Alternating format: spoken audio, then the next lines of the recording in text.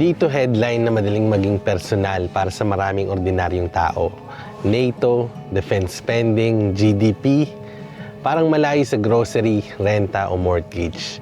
Pero kapag sinabi ng gobyerno na aabot na ang Canada sa 2% defense spending target ng NATO, malaking statement yun tungkol sa priorities ng bansa. Noong March 26, inanunsyo ng federal government na aabot na ang Canada sa NATO benchmark na gumagastos ng 2% ng GDP sa defense sa fiscal year ng 25 to 26. Mahalaga ito kasi matagal nang pinupuna ang Canada na kulang ang ambag nito sa alliance, lalo na habang lumalala ang instability sa Europe at tumitindi ang pressure sa mga kaalyado na mag-rearm.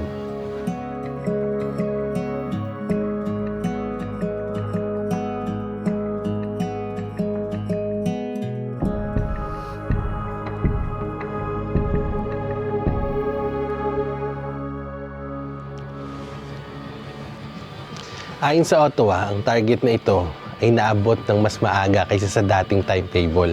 Sabi ng Prime Minister's Office, foundation lang ito ng mas malaking plano. Dahil ang direksyon ngayon ay hindi lang 2%.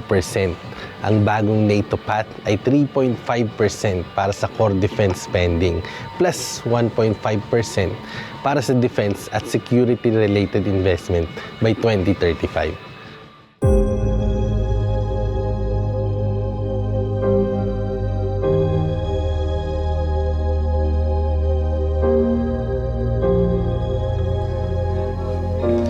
At hindi ito symbolic lang. Noong February pa lang, sinabi na ng gobyerno na aangat ang defense investment ng Canada sa humigit kumulang 63 billion sa 2025 at 2026. Kasama sa mas malawak na push, pag-streamline ng procurement, pagpapalaki ng defense industry capacity, at pagpuposisyon ng Canada sa bagong security economy na mabilis ang takbo.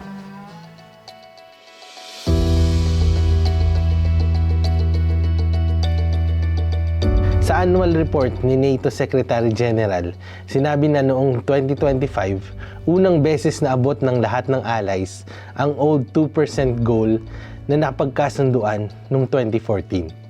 Sa parehong report, sinabi rin na mas tumaas ng 20% ang ginastos ng Europe at Canada sa defense kumpara sa nakaraang taon. Ibig sabihin, hindi lang Canada ang gumagalaw. Buong alliance ang nag-a-adjust sa panibagong security reality. Sa Canada, bahagi ng bagong narrative ang pagiging mas independent at mas prepared. Sa Halifax announcement, sinabi rin ng Prime Minister na may higit 3 billion na infrastructure at defense-related investments sa Atlantic Canada. So habang ang public framing ay tungkol sa NATO target, ang mas malalim na mensahe ay ito. Gusto ng Canada na ipakitang hindi na ito passive player lang sa panahon ng global uncertainty.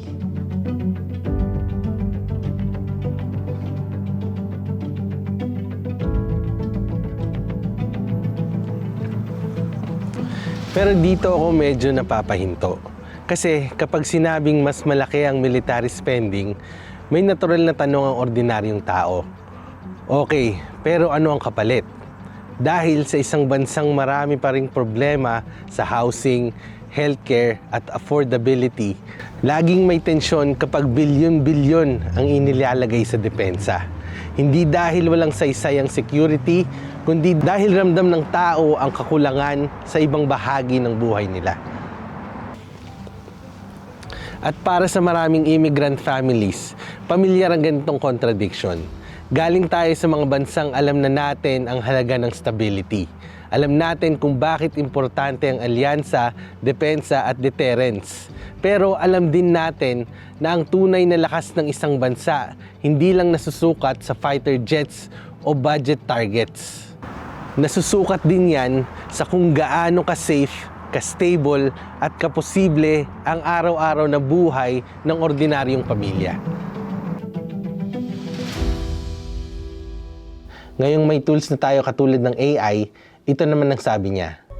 Reaching NATO's 2% benchmark is politically significant because it tells allies that Canada is finally moving faster on defense after years of lagging behind. But meeting a target is only the beginning. The harder question is what kind of military, industrial, and strategic capacity Canada is actually building. Ang sinasabi dito, defense spending is no longer optional. Sa huli, ito ang tunay na bigat ng storya. Hindi lang ito tungkol sa 2%. Tungkol ito sa klaseng Canada na gustong mabuo sa susunod na dekada.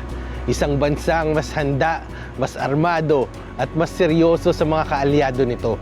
Pero sana rin, isang bansa na hindi nakakalimot na ang seguridad ay hindi lang issue ng border o battlefield.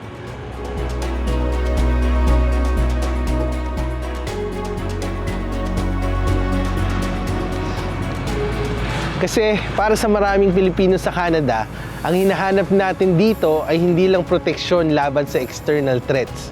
Ang hinahanap natin ay buhay na may direksyon, dignidad, at konting kapanatagan.